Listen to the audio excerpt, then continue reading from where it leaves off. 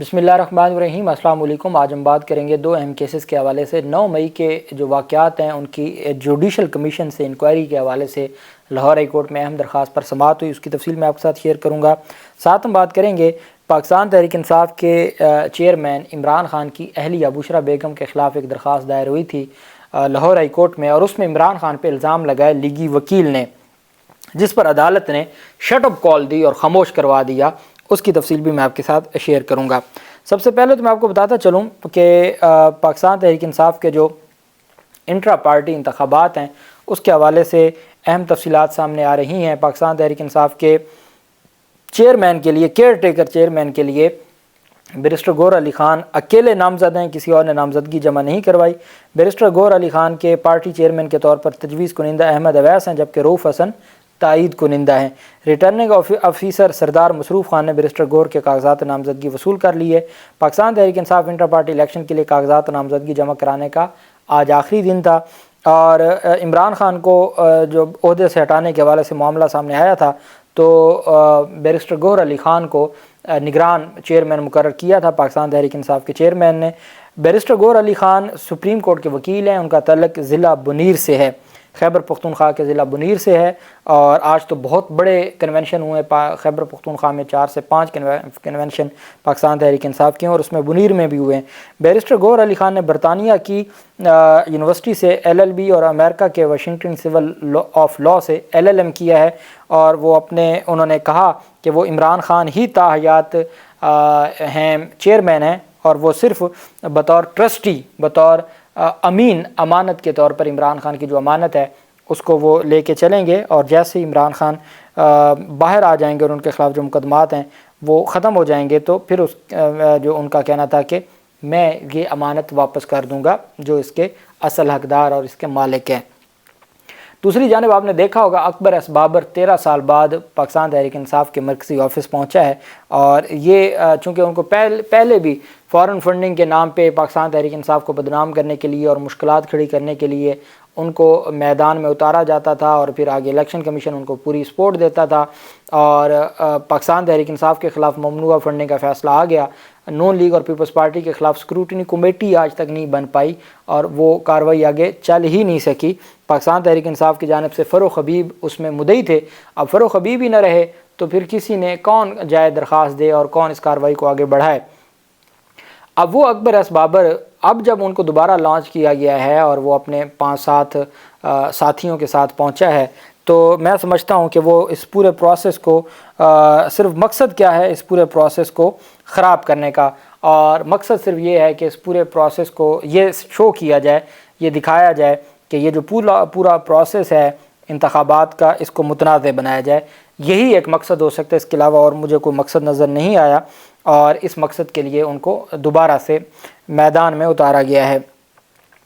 ختیجہ شاہ کا جو معاملہ ہے، پاکستان تحریک انصاف کی خاتون رہنما ہیں اور فیشن ڈیزائنر ہیں، ان کی فیملی ان کا سیاست سے بھی اور اداروں سے بھی بڑے اہم عہدوں پر اور سربراہی بھی انہوں نے کی، ان کی فیملی کے لوگوں نے۔ 9 مئی کے واقعات میں ان کا اور اندلیب عباس کا ایک ہی گناہ تھا، ایک ہی گاڑی پہ تھے، اور وہ وہاں پہ احتجاج کر رہے تھے جناح ہاؤس کے باہر۔ اندلیب عباس نے چونکہ جوائن کر لی جو IPP ہے، تو وہ آج صنم جاوید کا ایک خط گردش کر رہا تھا سوشل میڈیا پہ۔ وہ جب عدالت پیشی پہ آتی ہیں، چونکہ آج دوبارہ ان کی پیشی تھی اور 15 دسمبر تک ان کے جوڈیشل ریمانڈ میں توسیع ہوئی ہے، تو وہ اپنے وکلا سے کسی سے ایک پیج لیتی ہیں اور اس پہ وہیں بیٹھ کے خط لکھتی ہیں، اور پھر وہ سوشل میڈیا پہ چلتا ہے۔ صنم جاوید نے لکھا کہ آپ کے پاس 2 طرح کی ہے اگر آپ نے ڈرائی کلین کرنے کے لیے، ایک تو نامعلوم مقام ہے کہ آپ کو وہ لے جاتے ہیں اور آپ کو دھو کے صاف کر کے واپس چھوڑ جاتے ہیں اور آپ دھل جاتے ہیں، آپ کے گناہ سارے دھل جاتے ہیں، یا پھر ہے کہ IPP آپ جوائن کر لیں، استحکام پاکستان پارٹی، تو آپ کے گناہ دھل جاتے ہیں اور آپ صاف ہو کے آ جاتے ہیں، اور یہ لانڈری ہے۔ اور یہ 2 لانڈریوں کو انہوں نے ذکر کیا اپنے خط میں، مبینہ جو خط ہے۔ تو اس میں اب وہ اندلیب عباس تو ہو گئیں آزاد، مراد راس ہو گیا آزاد، لیکن جنہوں نے آج تک پریس کانفرنس نہیں کی، ان کا جیسا بھی کردار تھا، ان کو کسی صورت کل لاہور ہائی کورٹ کے جج علی باقر نجفی صاحب نے کہا کہ لگتا یہی ہے کہ آپ ختیجہ شاہ کو باہر نہیں آنے دیں گے۔ تو وفاقی تحقیقاتی ایجنسی نے پی ٹی آئی کارکن ختیجہ شاہ کے خلاف منی لانڈرنگ ایکٹ کے تحت کارروائی شروع کر دی ہے، کارروائی کا آغاز کر دیا ہے۔ پہلے انہوں نے سائبر کرائم کے تحت ایک ٹویٹ پر مقدمہ درج کیا تو اس میں ضمانت ہو گئی تھی، اب ایف آئی اے ان کے خلاف منی لانڈرنگ کا مقدمہ تیار کرنے کے لیے تیار ہے۔ ختیجہ شاہ کے بینک اکاؤنٹ میں کروڑوں روپے کی مشکوک ٹرانزیکشن ہوئی ہیں۔ ایف آئی اے نے بینک اکاؤنٹ کی تفصیلات کے لیے متعلقہ بینکوں سے تفصیلات مانگ لی ہیں۔ اس میں کوئی شک نہیں ہے کہ وہ ایک بڑی فیشن ڈیزائنر ہیں، پوری دنیا میں ان کا نام ہے اور ان کی ٹرانزیکشن بھی پیسے آتے جاتے ہوں گے۔ ان پر اب منی لانڈرنگ کا الزام لگا کے کہ جی کروڑوں روپے کی مشکوک ٹرانزیکشن ہے، اور ایف آئی اے نے بینک اکاؤنٹ کی تفصیلات کے لیے متعلقہ بینکوں سے تفصیلات مانگ لی ہیں۔ تمام ریکارڈ آنے کے بعد ختیجہ شاہ سے باقاعدہ طور پر انویسٹیگیشن کی جائے گی۔ تب تک تو یہ معاملہ ان کا ہائی کورٹ میں اور کیبنٹ میں اور ادھر چلے گا۔ وہ 1 مہینہ ایسے پورا کریں گے، ان کا 3 MPO کا جو 1 مہینے کا ان کی ڈیٹینشن تھی، پھر اس کے بعد وہ ڈیٹینشن اگر تو ہائی کورٹ نے آخری 2-4 دن میں ختم بھی کر دی تو پھر اس کیس میں انکوائری میں گرفتار کر لیں گے، یا ہو سکتا ہے تب تک ایف آئی آر بھی درج کر دیں۔ اور چونکہ آج کل حالات تو ایسے ہی ہیں، ایسی ایف آئی آر درج ہو رہی ہیں اور ایسی کارروائی آگے بڑھائی جا رہی ہے۔ ایف آئی اے کے مطابق ختیجہ شاہ سے جیل میں انویسٹیگیشن کی جائے گی۔ بینک اکاؤنٹ سے ہونے والی بیرون ملک ٹرانزیکشن کے حوالے سے بھی سوالات پوچھے جائیں گے۔ ختیجہ شاہ سے آمدن ذرائع کے حوالے سے بھی پوچھ گچھ کی جائے گی۔ یہ اب آخر پہ 9 مئی سے معاملہ شروع ہوا اور وہ 3 MPO تک پہنچا اور 3 MPO سے وہ منی لانڈرنگ تک پہنچ گیا۔ پاکستان تحریک انصاف یہ کہہ رہی ہے کہ چونکہ یہ جو خواتین ہیں یہ جیل میں ہوں گی، ان کو ٹکٹیں ملیں گی اور یہ حلقوں سے الیکشن لڑیں گی، یہ باہر ہوں گی یہ الیکشن لڑیں گی، تو اس وجہ سے شاید ہو سکتا ہے کہ جی ان کا جو انتخابات ہیں ان انتخابات کے معاملے کو دیکھ کے ہی یہ فیصلہ کیا گیا ہو کہ فی الحال یہ ان کا جو جیل کا پیریڈ ہے اس کو بڑھایا جائے۔ پاکستان تحریک انصاف کے چیئرمین پر اور ان کی جو قیادت ہے اور پھر ان کے کارکنان، ان پر جو ایک کیس ہے 9 مئی کے مقدمات ہیں، اس میں اہم پیش رفت سامنے آئی ہے۔ 9 مئی واقعات کی تحقیقات انکوائری کمیشن سے کرانے کی درخواست پر جسٹس شہرام سرور صاحب نے سماعت کی۔ درخواست گزار مسرت بانو کے وکیل سید علی حسین بخاری نے دلائل دیے۔ انہوں نے کہا کہ 9 مئی کے واقعات کے بعد جیو فینسنگ کے بغیر بھی شہریوں کو حراست میں لیا گیا۔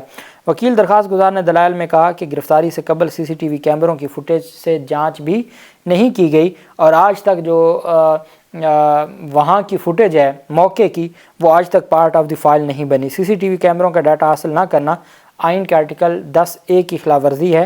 آئین کے آرٹیکل 10A کے تحت شفاف ٹرائل ہر شہری کا بنیادی حق ہے۔ وکیل درخواست گزار نے عدالت سے کہا کہ استدعا ہے کہ عدالت شفاف تحقیقات کے لیے انکوائری کمیشن تشکیل دینے کے احکامات صادر کرے۔ لاہور ہائی کورٹ نے درخواست کے قابل سماعت ہونے پر مزید دلائل طلب کرتے ہوئے سماعت ملتوی کر دی۔ جب اس طرح کے معاملات ہوں اور ٹیکنیکل ایشو آ جائے اور عدالت چاہے کہ اس معاملے کو تسلی سے، آرام سے اور جلد بازی میں نہیں آرام سے دیکھا جائے تو پھر اس میں قابل سماعت ہونے پر پہلے بحث رکھ لی جاتی ہے اور پھر مزید دلائل کے لیے مزید عدالت کو اسسٹ کریں، مزید عدالت کو سیٹسفائی کریں کہ آپ کی درخواست کیسے قابل سماعت ہے، اس کو دیکھا جاتا ہے اور پھر جو کیس ہے اس کو آگے بڑھایا جاتا ہے۔ اور کئی کیسز تو پھر بعد میں سماعت کے لیے مقرر ہی نہیں ہوتے اور وہ جو سلسلہ ہے وہ ایسے ہی چلتا رہتا ہے۔ دوسری طرف جو اہم ایک پیش رفت سامنے آئی وہ بشرا بیگم کے خلاف اور خاور مانکا کا جو پہلا نکاح تھا اور طلاق، اس کے ڈاکومنٹس لینے کے لیے یہ وکیل ہیں آفاق احمد۔ یہ وہ وکیل صاحب ہیں جنہوں نے کمرہ عدالت میں کہا تھا کہ وہ مریم نواز کے دیوانے اور نون لیگ کے دیوانے ہیں۔ انہوں نے خود اس بات کا، ان کو لیگی وکیل کہنا میرے خیال میں جو اس حد تک کمرہ عدالت میں یہ بات کرے تو اور اس کو کیا سرٹیفکیٹ چاہیے۔ اور انہوں نے درخواست دائر کی تھی کہ بشرا بیگم اور خاور مانکا کی طلاق کا جو معاملہ ہے اس پر ریکارڈ طلب کی درخواست دی تھی۔ علی باقر نجفی صاحب نے سماعت کی۔ عدالت نے درخواست ناقابل سماعت قرار دیتے ہوئے مسترد کر دی۔ عدالت نے کہا کہ درخواست گزار متاثرہ فریق نہیں ہے، صرف متاثرہ فریق ہی عدالت میں آ سکتا ہے۔ عدالت نے دوران سماعت درخواست گزار کو غیر متعلقہ گفتگو کرنے سے روک دیا۔ جو درخواست گزار تھے انہوں نے عدالت میں کہا کہ ہمارے تو سابق وہ وزیر اعظم بھی گزرے ہیں جو چرس استعمال کرتے ہیں اور پتہ نہیں کیا کچھ نا، ایسے ہی انہوں نے عمران خان پہ الزام لگایا۔ تو جج صاحب نے پھر شٹ اپ کال دی کہ یہاں ایسی باتیں نہ کریں، آپ کا جو ٹو دی پوائنٹ بات ہے وہ کریں۔ آفاق احمد نے کہا کہ اگر حکومت ایکشن نہیں لیتی تو شہری عدالت آ سکتا ہے۔ عدالت نے استفسار کیا کہ آپ کس طرح متاثرہ فریق ہیں۔ آفاق ایڈوکیٹ نے کہا کہ یہ مفاد عامہ کی درخواست ہے۔ عدالت نے استفسار کیا کہ آپ نے کس قانون کے تحت درخواست دائر کی۔ یہ فریقین کے درمیان گھریلو جھگڑا ہے اور آپ اس کو عدالت کیسے لے؟ عدالت سوشل میڈیا کی خبروں پر انحصار نہیں کر سکتی۔ آپ کو کس چیز کی ٹینشن ہے جو آپ یہاں آ گئے ہیں؟ درخواست گزار نے کہا کہ یہاں اس طرح کے معاملات پر کوئی ٹینشن نہیں لیتا۔ عدالت نے کہا یہ مفاد عامہ کی درخواست نہیں بنتی، آپ بھی اس طرح کی شادی کر لیں۔ درخواست گزار نے کہا شرعی عدت اور لیگل عدت میں فرق ہوتا ہے۔ عدالت نے ریمارکس دیتے ہوئے کہا آپ خبریں غور سے نہیں پڑھتے۔ Additional advocate general Punjab Ghulam Sarwar نہنگ عدالت میں پیش ہوئے۔ جسٹس علی باقر نجفی نے آفاق ایڈوکیٹ کی درخواست پر سماعت کی۔ درخواست گزار نے خاور مانیکا کو درخواست گزار میں بشرا بیگم اور خاور مانیکا کو فریق بنایا گیا ہے۔